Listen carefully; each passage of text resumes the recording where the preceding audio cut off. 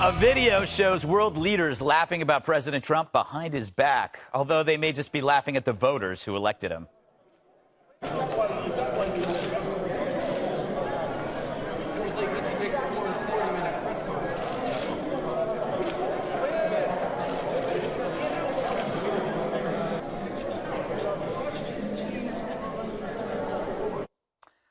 Well, isn't that adorable? The tour guides at Epcot Center hang out off duty. Just a few regular working stiffs shooting the breeze. How cute.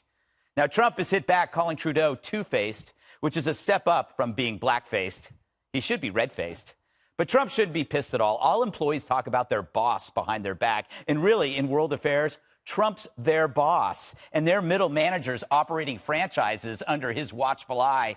They don't talk behind the backs of inconsequential jerks. So Trudeau still has nothing to worry about.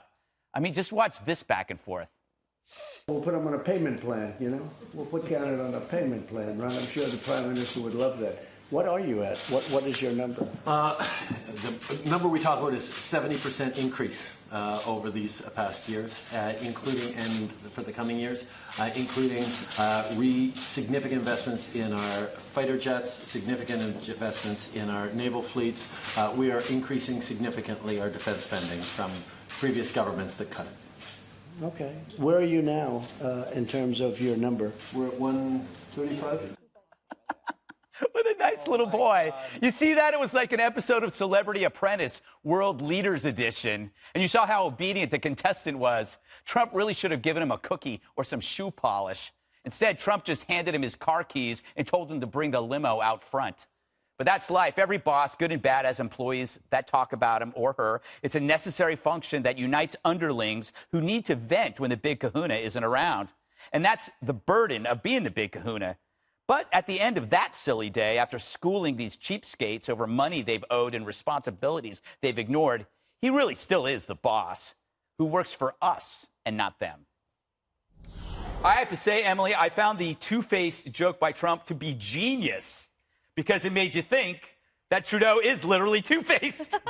I mean, he definitely did not shy away from taking it face-to-face, right? Yeah. No pun intended. And I think as the media is focusing on this and kind of the childish aspect of what these world leaders did, the reality is that that summit was a success. For us. Yes. Yeah. And in general, for the entire NATO alliance, it was a big deal that Erdogan backed away from his threat to stop the increased defense spending towards the Baltic states and Poland. It's a big deal that all 29 member states came together basically against Russia to increase that spending.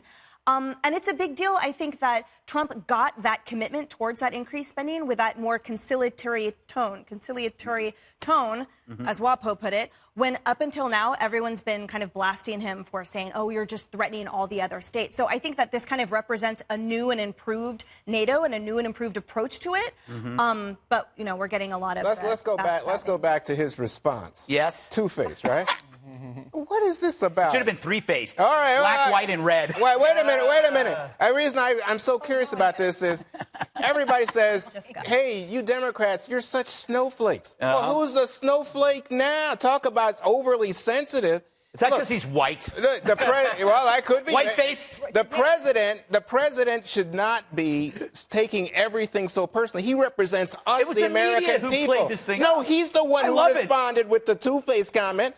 That didn't serve any purpose. Nice guy. Oh, no, look, it seems to me that he doesn't understand. They can say all they want. Yeah. He's still the leader of the free world, the leader of the U.S. Agree. Right, but he reacts as if, oh, this is all about me. No, it's all that was about funny. President I thought Trump. that was a great response. No, it wasn't. Because it brings back the whole controversy. Well, so now he's going to create more animosity going forward with people that he needs to be allies. Come on, you're overhyping it. No, I'm Here's not. the difference. They weren't making fun of him. They were gossiping about him. Yes. You gossip, as you said, about clerks. Two people. You gossip about your boss and celebrities. It happens and to Trump Jesse is both of all those the time. People. You should hear what they say about me. Is that right? That's right. Oh, no. Because I literally, defend you. I would hope so. Yes. I got your office wired, Will.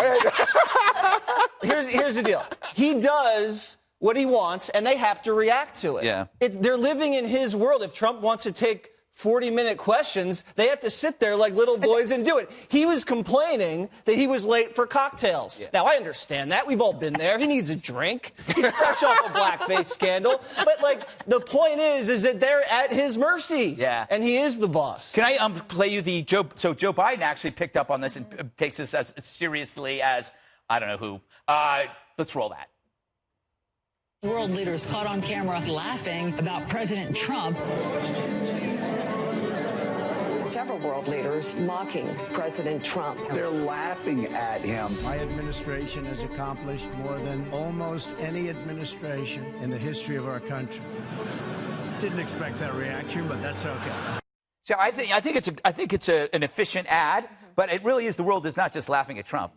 Laughing at America is what that ad's saying. Well, and if Biden's going to capitalize on that, and he talks a lot about his foreign policy chops, and people who are supporters of him do, you have to remember he has two former defense secretaries, Mattis and Gates, that have both talked about how not good he was at foreign policy. Gates said this. He said he was wrong on nearly every foreign policy and national security issue in the past 4 decades, talking about Biden. If they want to go there, by the way, PolitiFact, not super conservative, rated Gates, quote, mostly true on the way that they're assessing Biden. So if he wants to go foreign policy, I think he needs to be prepared that there will be plenty of critics who come after him, the Obama administration, a lot of the foreign policy decisions that they made. But I think if you ask Tillerson and Mattis about the incumbent, not such nice. Yeah, but that's you know what, Juan? Ask Baghdadi. Oh, yeah. Yeah, I think, you know what? Ask the dog.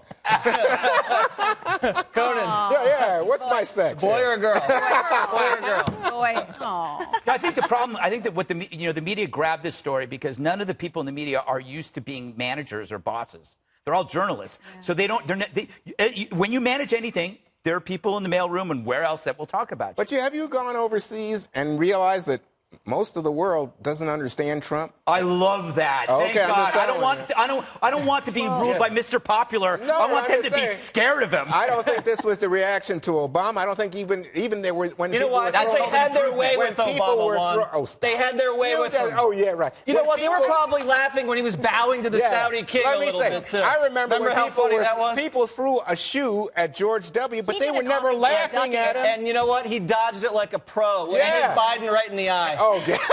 But by dodging it, Dana got a black eye. Oh, poor Dana. Remember that? That's why she's not here today. All right.